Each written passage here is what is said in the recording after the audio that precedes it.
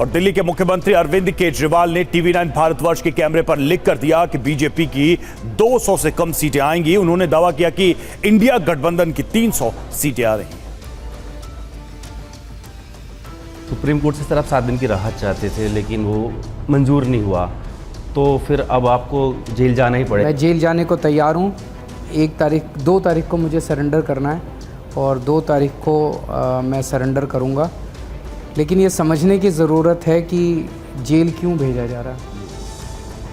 ये लोग कह रहे हैं केजरीवाल भ्रष्टाचारी है।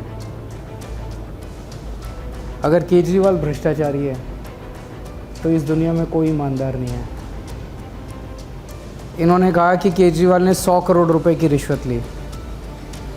कहाँ गया वो 100 करोड़? भाई हवा में तो गायब नहीं हो गया, कहीं तो रखा होगा केजरीवाल ने। कोई बैंक में रखा होगा, लॉकर में रखा होगा, किसी अकाउंट में होगा, कोई ज्वेलरी ली होगी, कोई प्रॉपर्टी खरीदी होगी, कोई खर्चा किया होगा। इन्होंने 500 जगह रेड मार ली, कुछ नहीं मिला। हर जगह कह रहे थे कि अगर बीजेपी तीसरी बार सत्ता में आ गई, ओबीसी आरक्षण खत्म कर देंगे, SC/ST के लिए आरक्षण खत्म कर देंगे। इसका आधार क्या है? ये लोग कह रहे हैं हमें 400 पार चाहिए, 400 पार चाहिए। किस लिए चाहिए? 300 से भी काम चल जाता है, 400 पार क्यों चाहिए? तो इनसे पूछा तो बोले जी मोदी जी कुछ बड़ा काम करना चाहते हैं। पूछा क्या काम करना चाहते हैं, तो पता चला कि इन्होंने रिजर्वेशन ख़त्म करने का प्लान बनाया हुआ है। इनकी 200 से कम सीट आएंगी बीजेपी की। तो दिल्ली के मुख्यमंत्री अरविंद केजरीवाल ने कहा है कि बीजेपी की 200 से नीचे रहेगी और इंडिया गठबंधन की 300 यानी कि सरकार बन रही है। और वहीं पश्चिम बंगाल पहुंचे बीजेपी के राष्ट्रीय अध्यक्ष JP नड्डा ने ममता बनर्जी पर प्रहार किया और कहा कि इस बार बीजेपी को पश्चिम बंगाल में 30 से ज्यादा सीटें आ रही हैं। पश्चिम बंगाल के 9 सीटों पर आज प्रचार थम जाएगा। आखिरी चरण तक भी बीजेपी ममता बनर्जी के गढ़ को ढहाने में कोई कसर नहीं छोड़ रही। बीजेपी अध्यक्ष JP नड्डा ने देर शाम कोलकाता में रोड शो किया। नड्डा ने दावा किया कि बीजेपी बंगाल में 30 से ज्यादा सीटें जीतेगी।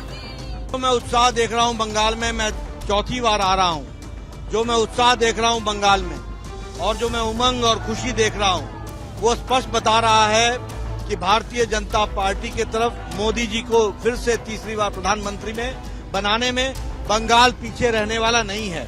वह स्पष्ट रूप से भारतीय जनता पार्टी को एक तरफा फैसला दे रहा है और हम 30+ भारतीय जनता पार्टी की सीटें आ रही हैं।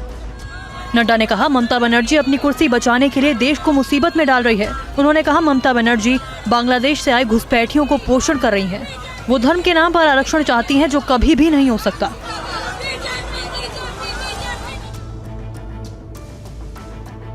और बीजेपी ने 4 जून को काउंटिंग के दिन के लिए विशेष तैयारियां की हैं। बीजेपी महासचिव दुष्यंत गौतम ने टीवी9 से खास बातचीत में तैयारियों के बारे में बताया।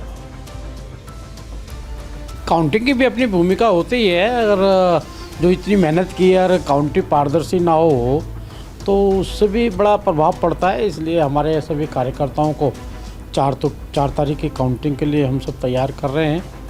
लगातार उनके लिए उनके सर्टिफिकेट बन रहे हैं। कोई कहीं से आता है, कोई 50 किलोमीटर, 60 किलोमीटर, कोई उनको सबसे एक दिन पहले ही सबको पोलिंग जहाँ पर काउंटिंग होती है वहाँ पर इकट्ठा, आसपास कहीं भी इकट्ठा होकर समय से पहले वहाँ पहुँच जाए।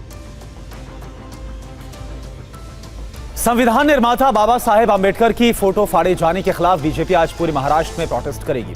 इस मामले को लेकर एनसीपी शरद गुट के विधायक जितेंद्र आह्वाड के खिलाफ केस भी दर्ज कर लिया गया है।